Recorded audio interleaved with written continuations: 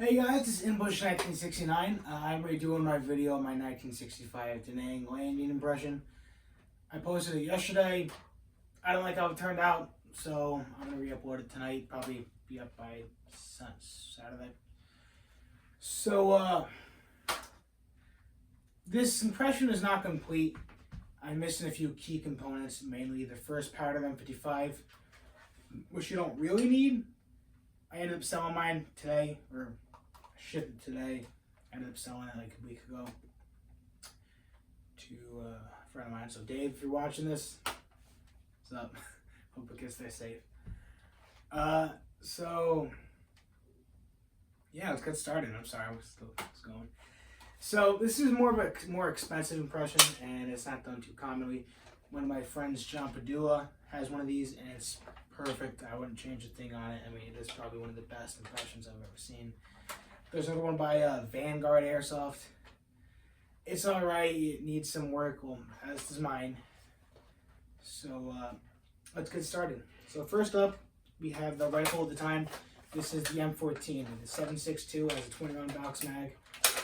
So this was replaced in 1964, but the U.S. forces, in some capacity, still uses the M14, not just ceremonially, but like in combat. This is still what a lot of snipers still use today in the Marines, Special Forces, maybe some Army guys. So besides the M4, this might be one of the longest serving rifles in U.S. military's history, besides the 1919 machine gun. So it's a pretty interesting gun. I personally think that we should have kept it as a standard instead of adopting the M4. Now, I'm not going to go dragging man on you guys with the Mattel gun and how guys kept their M16s on their back and picked up an AK-47. So as much as I respect the Vietnam era veteran, I still think the M4 is a great gun. A lot of platforms you can do on it. For a rifleman, an M14 might be a better choice. But for like the modern combat today, where it's close quarters, I guess an M4 does make more sense. But still, it's a very popular weapon with consumers today. Very popular tool. I mean, the Mini 14 is one of the most best-selling rifles in the market right now. So it's basically an M14 with smaller. Anyways, we're getting on what I'm wearing. That's my basics. Like I said, there's a few inaccuracies I'm going to go over as I go on. The first one is my helmet. It's the M1 Steel Pot helmet, developed, I want to say it was in development before World War II. I mean, we're still using the fucking, I'm going to mess it up. I want to say the Kelly or it's the Doughboy style helmets in the beginning of World War II. We swiftly moved over to the M1 Steel Pot. It was used in most of World War II, Korea, Vietnam, and up until a little bit in the 80s. So, I mean, it was probably standardized in World War II the first month in. So, now the inaccuracy with this is my liner. I have a 12 helmet cover. My liner is late 70s. Since we're going for 1965, it doesn't make any sense. Here's what you could expect for a liner for that period. Now, this liner is not complete. That's why I'm not wearing it. So, just a quick example. So, this liner is not complete, so I don't have that in. So, helmet down. Let's go through gear. For my clothes, I am wearing the first pattern utilities.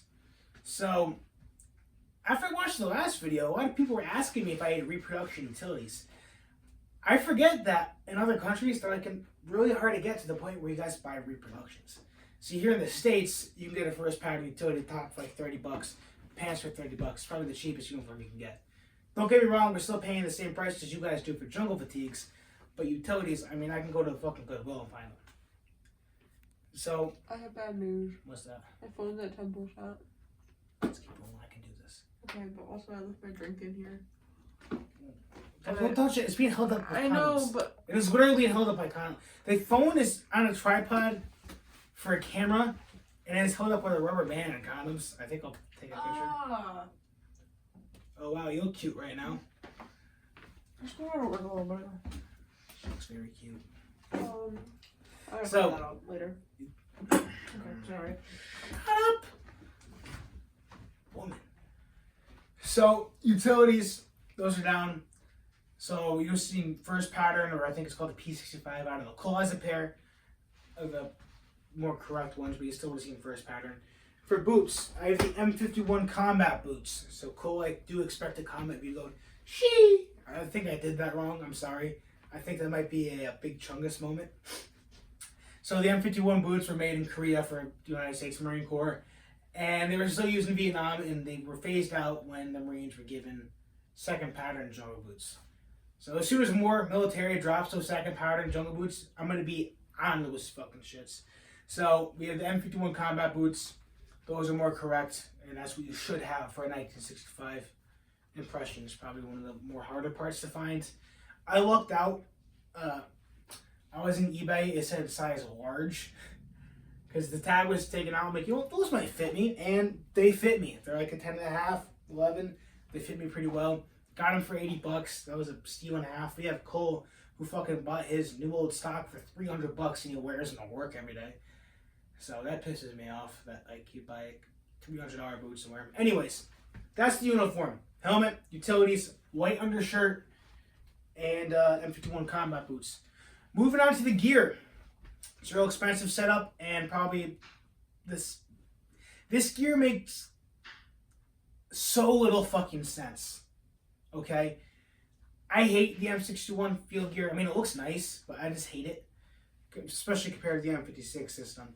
So, getting started, we have M41 suspenders.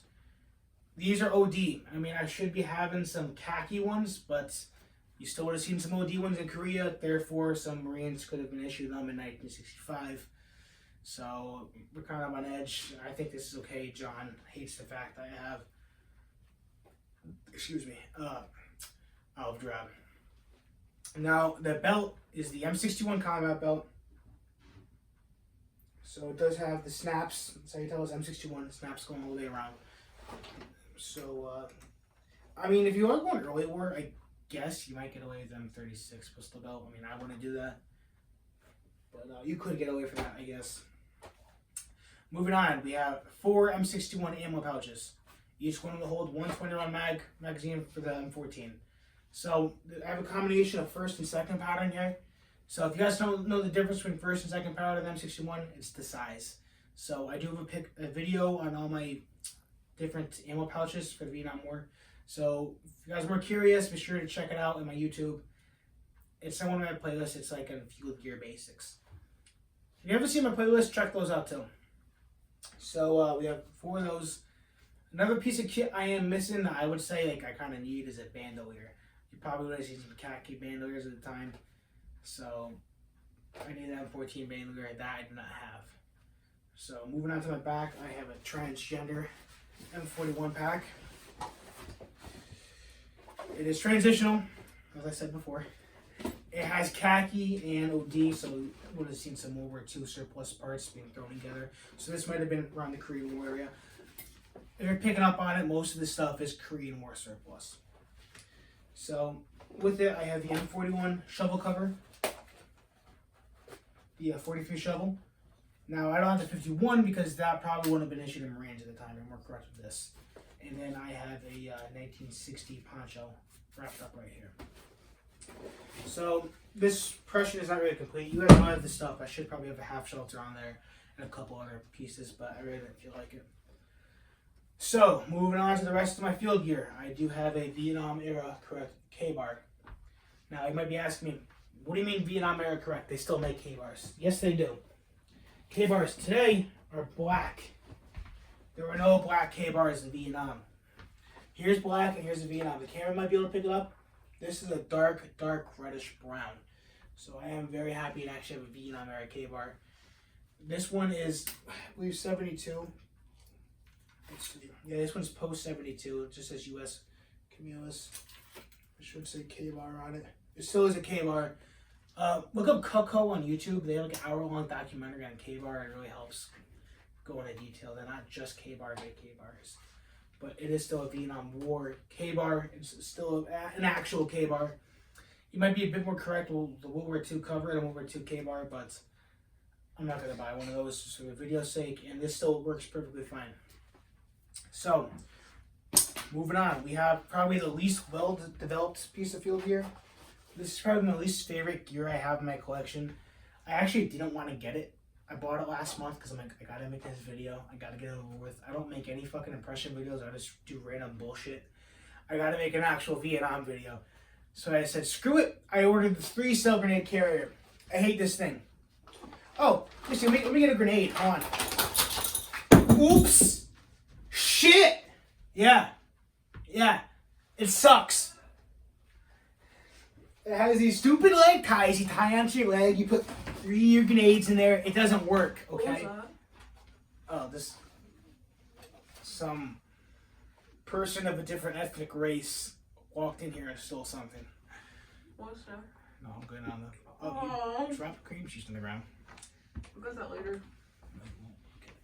Please don't step on it. Moving on to the grenade. You would have seen pineapple grenades at the time. Okay, so 3-cell. Terrible piece of field gear. Moving on to my back, we have 2 canteens with 1910 hook canteen covers. Now, you probably could have seen some metal canteens at that time. I just personally have like plastic ones in there. So they're 63 dated. It's correct. I'd rather the plastic. We got some people that prefer the metal. And one other inaccurate thing I have is my JFAC. The JFAC is 1966 dated. It has the medical symbol in the middle.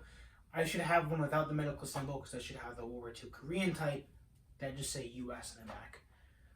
And I also should have an M41 lower pack. But like I said, I'm probably going to end up making another one of these videos because the reason I sold my flak jacket, my first pattern, is I was going to buy a Reaper flak jacket. You guys keep asking me in the comments where to get Reaper. Reaper does his runs probably the beginning of fall. So probably the next few months he's going to start. It takes about 6 months, I think, for him to get them done. It's 2 payments of $250. So I'm going to pay the first payment of $250 and then another payment of $250. So you might be asking, why am I going to spend $500 on the first powder flak jacket? I can get an original for that price. Well, yeah, I probably could. I mean, an original probably might cost me a bit more than that for a size large. Because I sold my extra large because it was way too big. These utilities are way too big. I actually have my pants up to here. So I am losing weight, if any of you guys will notice. We say I look good. I look good. So I'm trying to like cut back on weight. I'm hoping to get back to like 190. So I dropped from like 240. I just hit 220. I don't know. So yeah, I've been having some issues with my weight because I keep getting fat.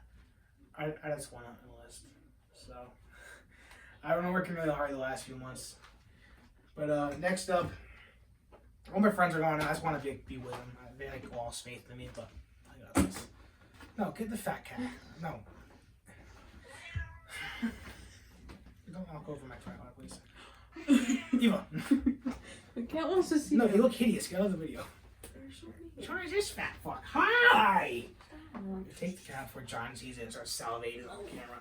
Buddy. So, that about does it. Oh, yeah. So, why am I going to get a first pattern? Because the first pattern, I can beat the fuck out of it while still using it for the entirety of the Vietnam War. So, thank you for watching. I got a little bit off track. Stay cool. Don't do drugs. If you do drugs, make sure you don't, like, switch between stuff so you're not, like, losing your tolerance and other stuff. You know how it is. Like, don't do meth all week. Do like meth, wait a week, heroin, then meth, so meth still has that same kick. Thank you for watching. Hope you guys have a great night. I'll probably see you when I decide to make another dress-up video in a few months. Peace.